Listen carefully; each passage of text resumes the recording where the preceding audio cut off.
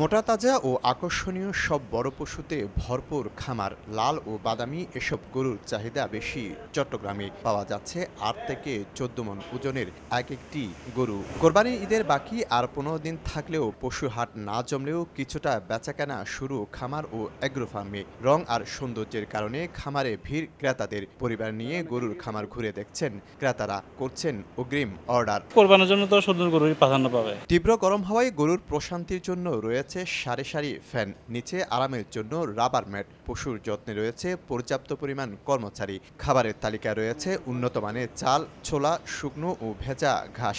সার্বক্ষণিক পরিষ্কারের জন্য পানিসহ নানা ব্যবস্থা। গরুর খাবার হলো তো আপনার চনা বুট, কাঁচা ঘাস, ভুট্টা, খেসারের ডাল, মুগ ডাল। যথেষ্ট পরিমাণে পাঙ্কা আছে। ৩ বেলা গোসল করায়, সকাল একবার, বিকেল একবার, দুপুরে একবার। ইতিমধ্যে বিক্রির অর্ডার হয়েছে বেশ কিছু গরু।